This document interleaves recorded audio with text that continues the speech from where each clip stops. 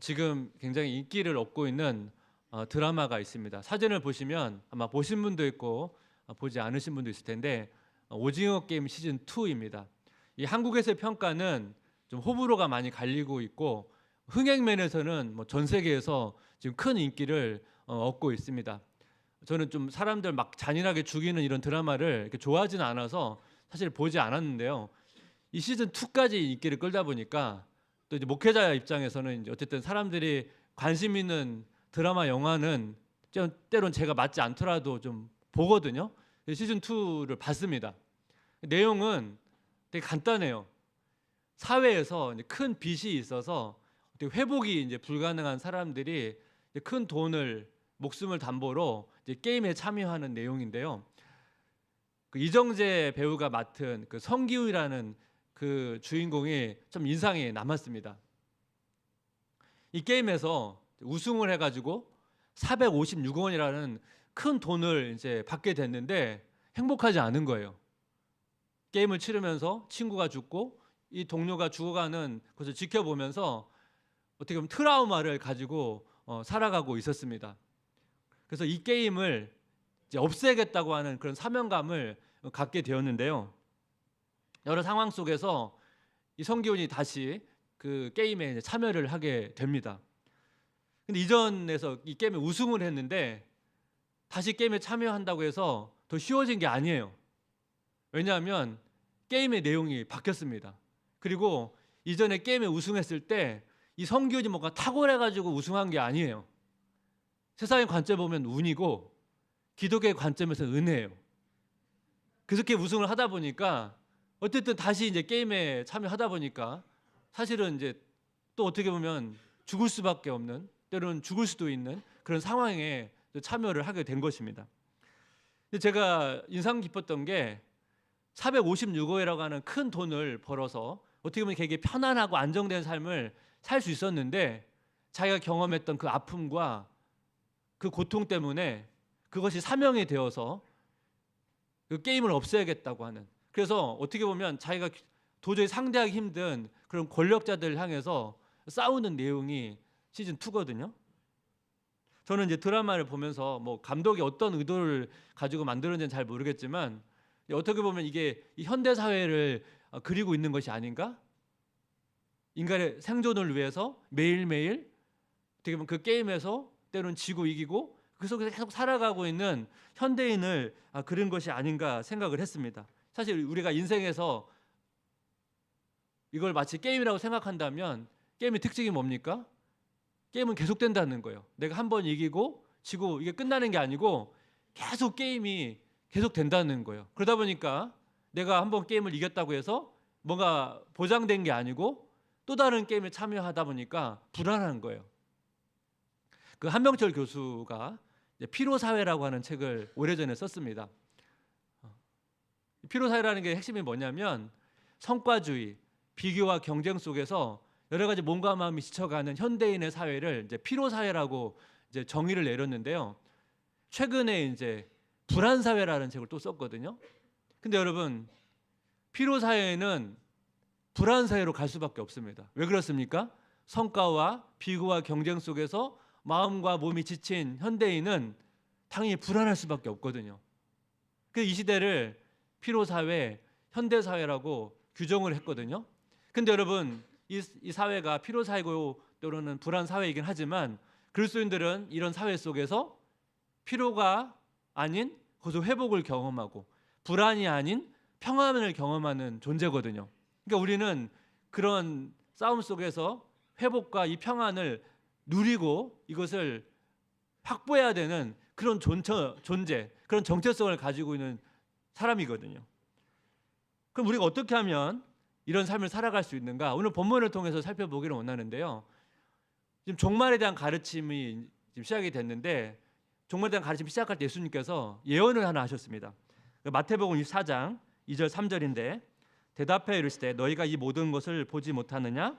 내가 진실로 너에게 이르노니 돌 하나도 돌 위에 남지 않고 다 무너뜨려지리라. 예수께서 갈란산 위에 앉으셨을 때 제자들이 조용히 와서 이르되 우리에게 이르소서 어느 때 이런 일이 있겠사오며 또 주의 임하심과 세상 끝에는 무슨 징조가 있사오리까?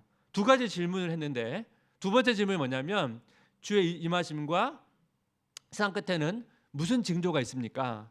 지금까지 우리가 이 내용 무슨 징조가 있는지 그 내용을 살펴봤고 첫 번째 질문이 뭐냐니까 언제 이런 일이 있겠습니까? 오늘 본문을 보면 이 내용에 대해서 이제 답을 하시는데요. 마태복음 24장 34절 내가 진실로 너에게 말하노니 이 세대가 지나가기 전에 이 일이 다 일어나리라. 여기서 이 일이 구체적으로 명확하게 설명하지는 않습니다. 그래서 제가 지난번에도 계속 말씀드렸던 것처럼 이 일이 예루살렘 멸망을 의미할 수도 있고 세상의 종말의 끝을 말할 수도 있거든요. 예루살렘의 종말을 의미한다면 이 세대는 어느 세대입니까? 예수님이 살았던 그 세대죠. 왜냐하면 예수님 공생의 사역 이후 한 40년 지나서 예루살렘이 멸망을 하거든요. 근데 만약 이 일이 세상의 종말의 끝을 말한다면 여기서 말하는 이 세대는 어느 세대입니까? 세상의 종말의 끝을 살아가고 있는 세대를 의미합니다. 그 다음에 그 이후의 구절을 보면 마태복음 24장 35, 36절 천지는 없어질지언정 내 말은 없어지지 아니하리라. 그러나 그날과 그때는 아무도 모르나니 하늘의 천사들도 아들도 모르고 오직 아버지만 아시느니라. 여기 그날과 그때도 언제를 의미하는가? 예루살렘 멸망, 세상의 종말의 심판의 끝에 아니면 이 두 가지를 다 의미할 수 있는데요. 중요한 포인트가 뭡니까? 아들도 모른다는 거예요. 예수님도 모르신다는 거예요. 예수님은 왜 하나님이신데 왜 전지하신데 왜 모를까요? 전에도 제가 이런 내용을 좀 언급한 적이 있는데 예수님께서 공생의 사역을 하실 때 자신이 하나님이시지만 신적 능력을 제한하셨다고 말씀을 드렸습니다.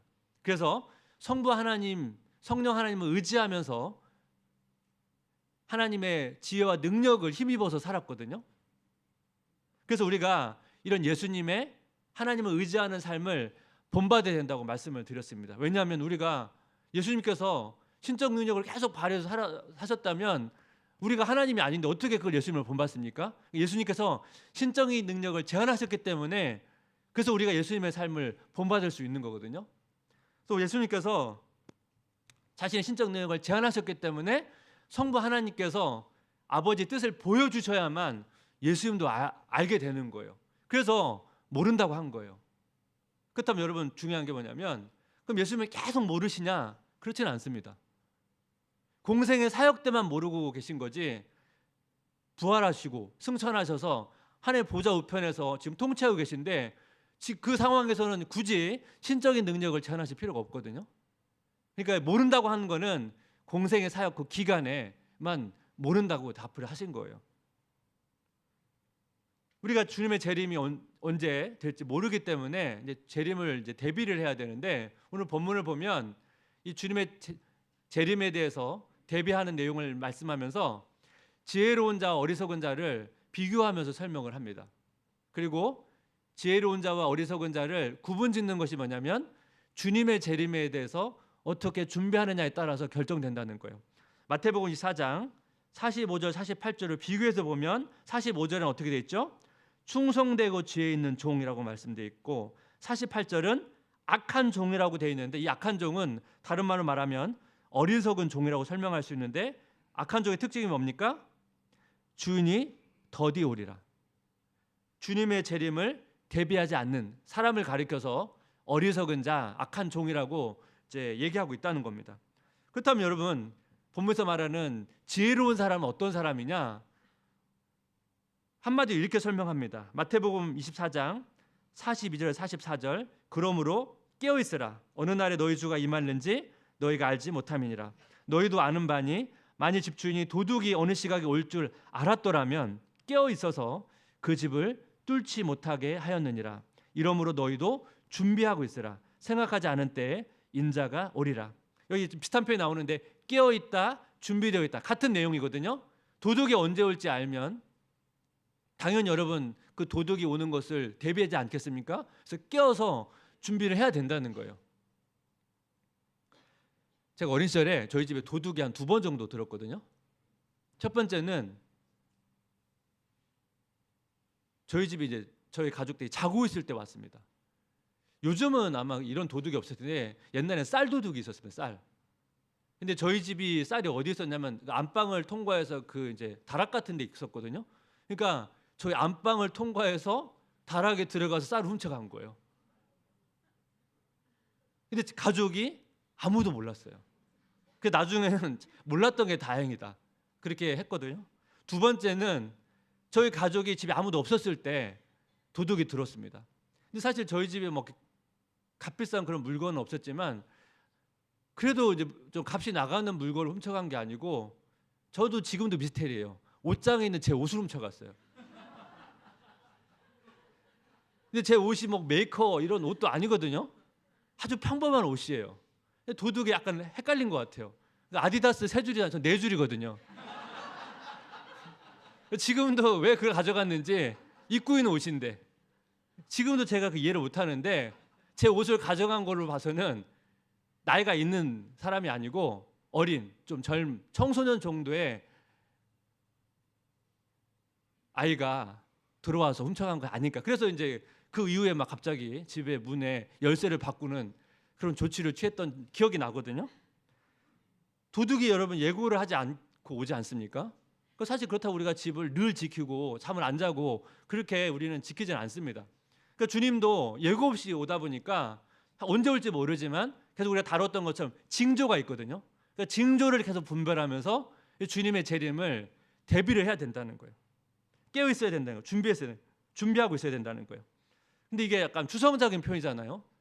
깨어 있고 준비하는 게 뭐 하는 거냐? 제가 나름대로 이제 정리를 했는데 깨어 있고 준비하는 삶이란 영적 방주를 만드는 삶, 하늘과 동행하는 삶 이렇게 제가 이제 정리를 내렸는데 왜냐하면 오늘 본문을 보니까 노아와 관련된 이야기를 본문에서 언급을 하고 있거든요.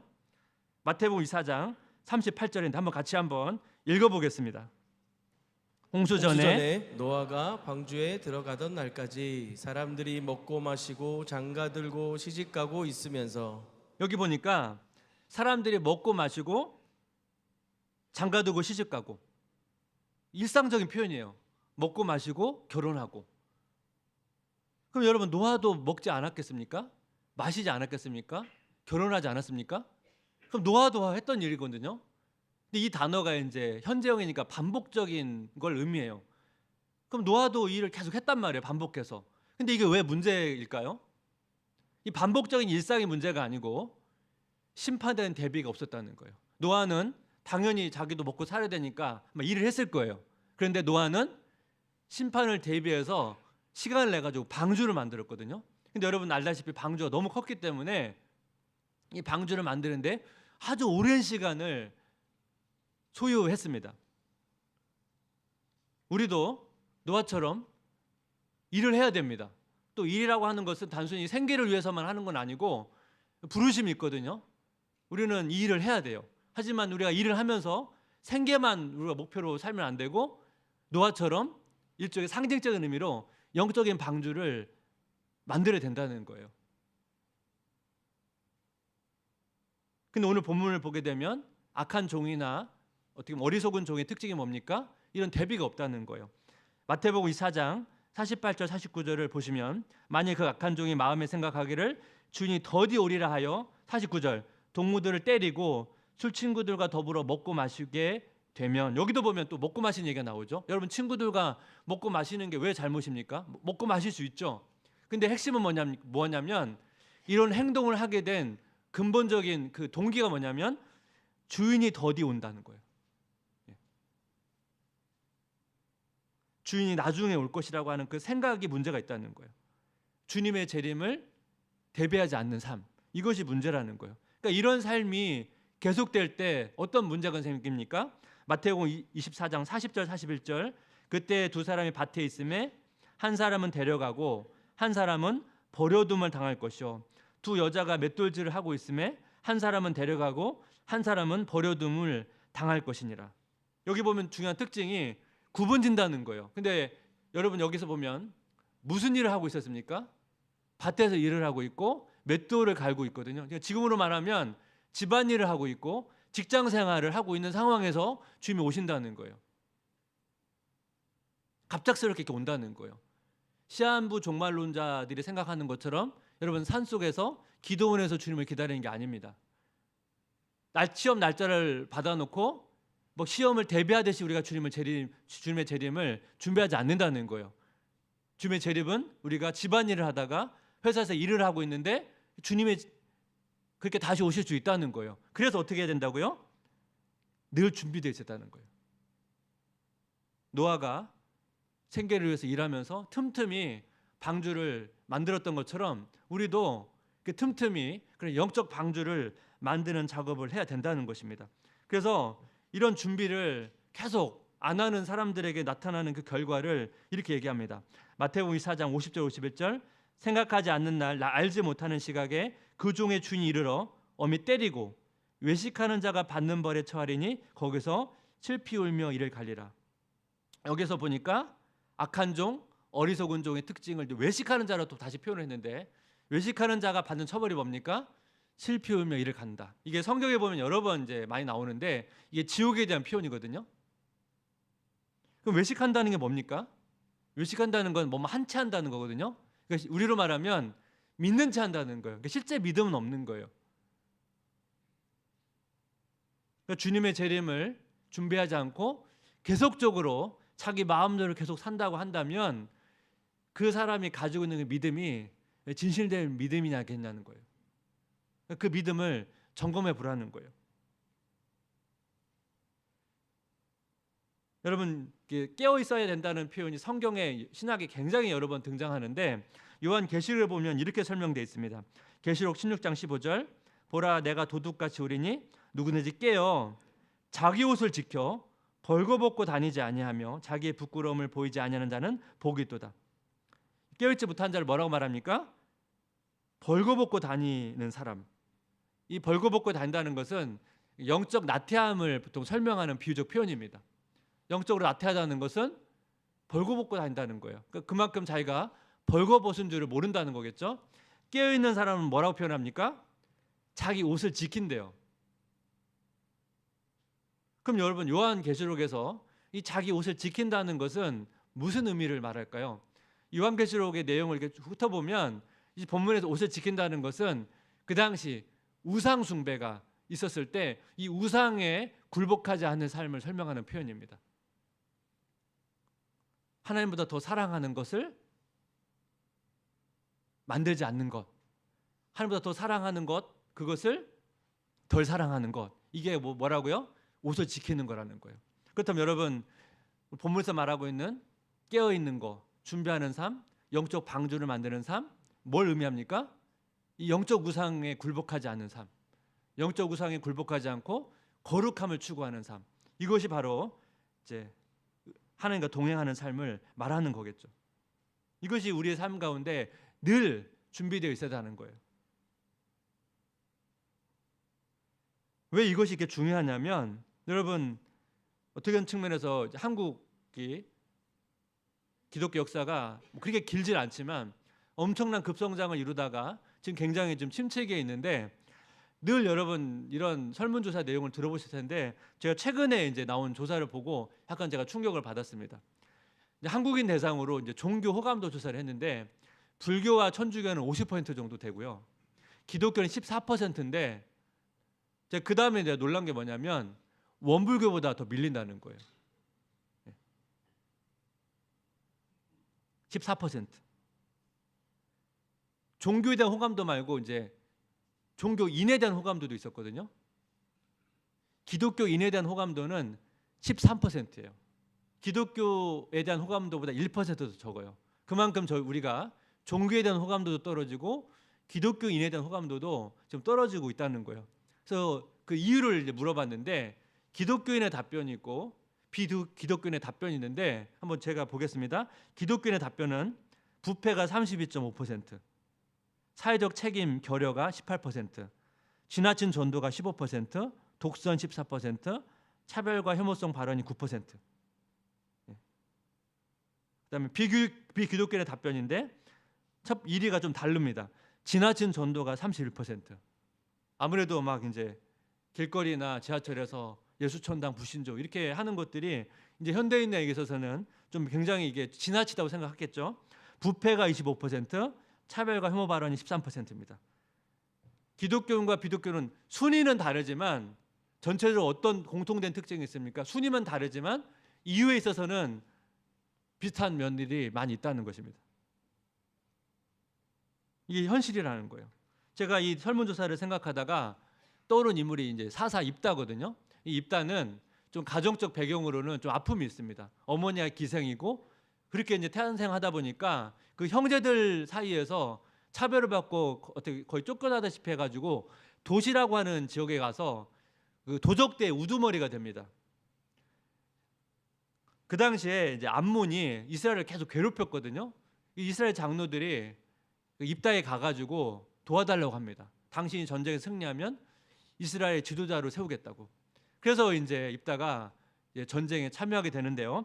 사사기 11장 29절 31절인데 이에 여호와의 영이 입다에게 임하시니 입다가 길르앗과 므낫세를 지나서 길르앗의 미스베에 이르르고 길르앗의 미스베에서부터 암몬 자손에게로 나아갈 때 그가 여호와께 서원하여 이르되 주께서 과연 암몬 자손을 내 손에 넘겨주시면 내가 암몬 자손에게서 평안히 돌아올 때 누구든지 내 집 문에서 나와서 나를 영접하는 그는 여호와께 돌릴 것이니 내가 그를 번제물로 드리겠나이다.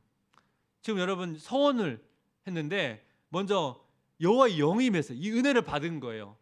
막 은혜를 받고 흥분했는지 서원을 했는데 전쟁에서 이기면 나를 처음 영접하는 그 이스라엘 백성을 인신제물로 드리겠다는 거예요. 여러분 이 인신제물은 그 당시에 지금 이스라엘이 지금 전쟁을 하고 있는 이 암몬의 악습이거든요. 근데 이스라엘 지도자와 같은 입다가 인신제물을 드리겠다고 지금 하나님께 서원했다는 거예요. 여러분 그 당시에 얼마나 이 혼란한 상황인지 아시겠죠? 여러분 왜 이런 일이 일어납니까? 입다가 이 도적대의 무리의 지도자가 되면서 어떻게 보면 그 이방 문화에 젖어서 살았겠죠? 그러다 여러분 갑자기 하나님의 영이 임했습니다. 능력은 갖췄습니다. 전투력은 생겼겠죠? 하지만 여러분 그가 그동안 살아왔던 습관이나 가치관은 바뀐 게 아니거든요. 그러다 보니까 어떤 실수를 범합니까? 하나님께 인신제물을 드리겠다는 그런 실수를 범했다는 거예요. 그러니까 여러분 하나님이 영이 임해도 여러분 우리의 가치관이 습관이 한 번에 바뀌는 게 아니거든요. 그래서 우리가 준비하고 왜 깨어 있어야 됩니까? 그래야만 우리가 입다와 같은 실수를 하지 않는다는 거예요. 여러분 간헐적인 은혜만으로는 우리가 이 거룩함과 이 지금 교회를 향한 이 신뢰도를 회복하기는 어렵다는 것입니다. 그리스도인들이 갖는 어려움이 뭡니까? 우리는 두 가지의 전쟁을 치러요. 세상 속에서 이 치열한 경쟁 사회 속에서 살아남아야 돼요. 이 싸운다기보다는 또 열심히 살아야 됩니다. 또 하나는 뭡니까? 우리 마음속에서 영적 전쟁이 있어요. 우상과의 싸움이 있어요. 이 두 가지 전쟁을 다 해야 되거든요. 한쪽만 해서는 안 돼요. 한쪽만 준비했다가 지금 엄청난 지금 후폭풍을 경험하고 있지 않습니까? 하나님께서 우리에게 복을 주시면서 이 세상에 복이 되라고 말씀하셨거든요. 이 복을 나눠줘야 되는데 우리가 복을 나눠주지 못하니까 우리가 지금 신뢰를 잃어버리고 굉장히 지금 어려운 상황 속에 있습니다. 그래서 우리가 노아처럼 영적 방주를 계속 준비해야 된다는 거예요. 시간이 걸리죠. 여러분 주님의 재림에 대해서 우리가 어떻게 완벽한 준비를 하겠습니까? 우리 완벽한 준비를 하고 주님을 맞이하는 게 아니에요. 준비하다가 맞이하는 거거든요. 하지만 준비하고 있어야 된다는 거예요.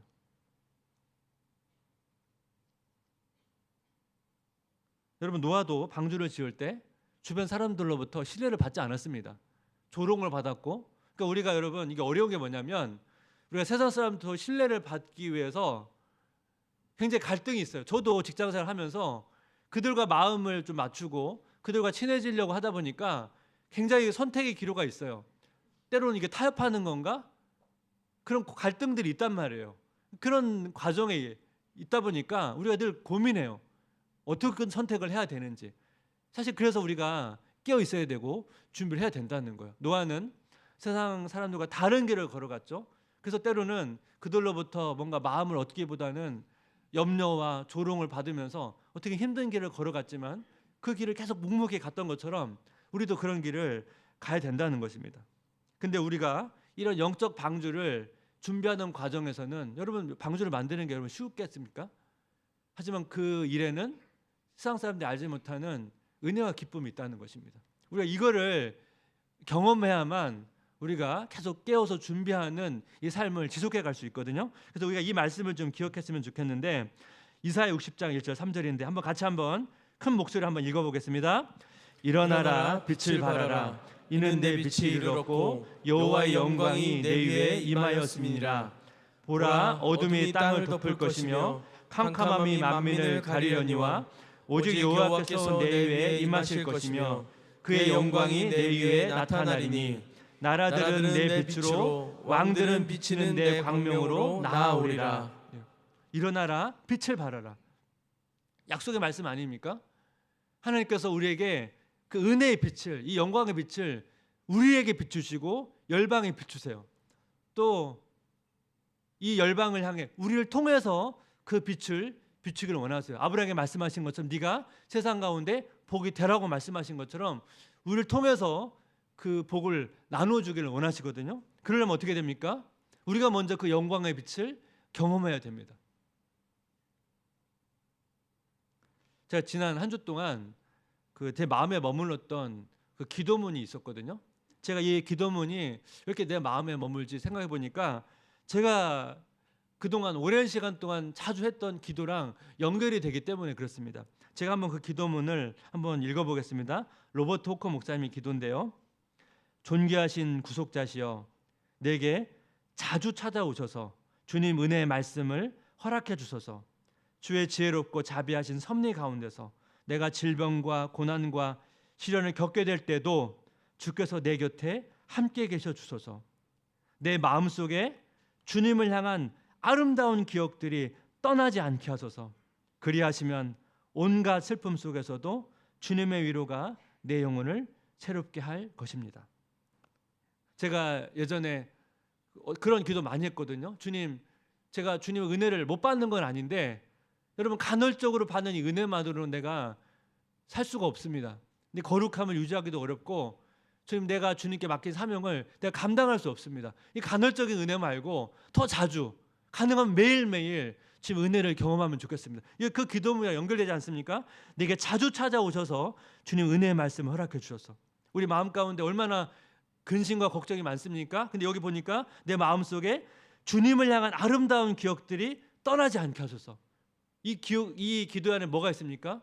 불안과 두려움보다 내 마음 가운데 주님을 향한 아름다운 추억들이 더 가득 차고 그것이 오랫동안 머물러서 이 두려움과 근심들이 내 마음에 들어오지 못하도록 내 마음을 지켜주시옵소서. 이런 기도 아닙니까? 그 옛날 생각이 나면서 이 기도문이 제 마음 가운데 또 다시 고백이 되어지더라고요.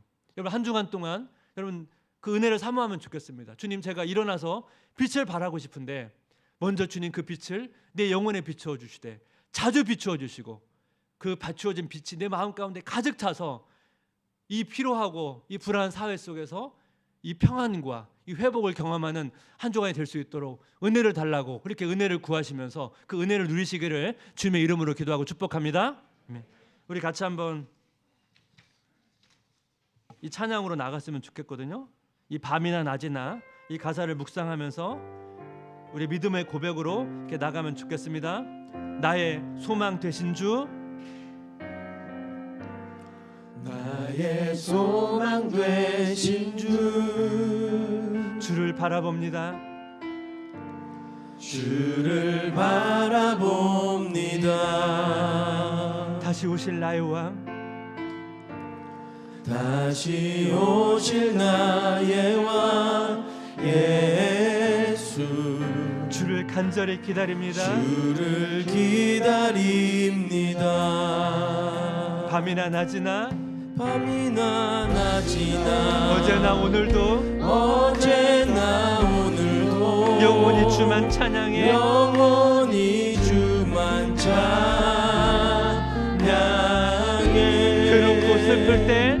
괴롭고 슬플 때 낭망하여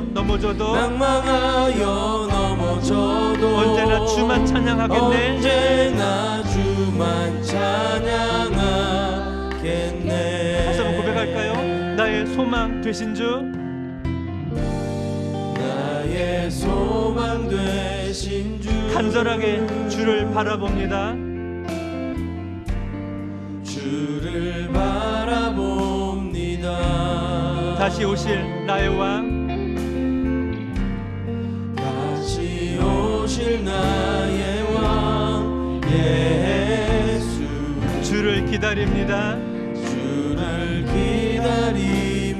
밤이나 낮이나 밤이나 낮이나 어제나 오늘도 어제나 오늘도 영원히 주만 찬양해. 영원히 주만 찬양해.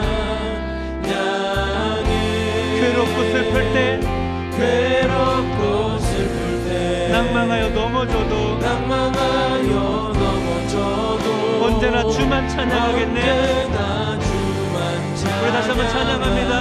밤이나 낮이나 어제나 오늘도 밤이나 낮이나 언제나 오늘도 영원히 주만 찬양해. 영원히 주만 찬양해. 괴롭고 슬플 때, 괴롭고 슬플 때, 낭망하여 넘어져도 낭망하여 넘어져도 언제나 주만 찬양하겠네. 언제나 주만 찬양하겠네.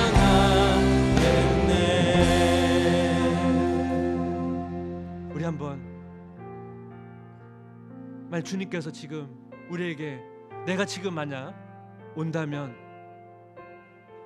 넌 나를 맞이할 준비가 되어 있느냐고 만약 물으신다면 여러분 어떤 대답을 하시겠습니까? 지금 오셔도 그 영적 방주가 아직 완성되지 못했다 할지라도 내가 지금도 주님 그 방주를 만들고 있습니다 라고 고백할 수 있는 그런 준비가 우리가 되어 있었으면 좋겠습니다.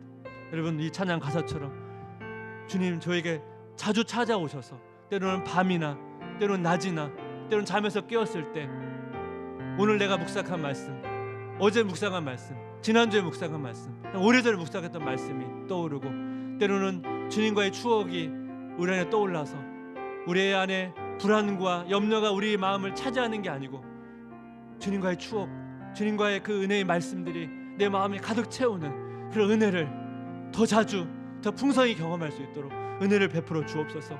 그래서 우리가 정말 일어서서 주님의 영원 은혜로운 그 빛을 비출 수 있는 그런 삶이 되기를 원합니다.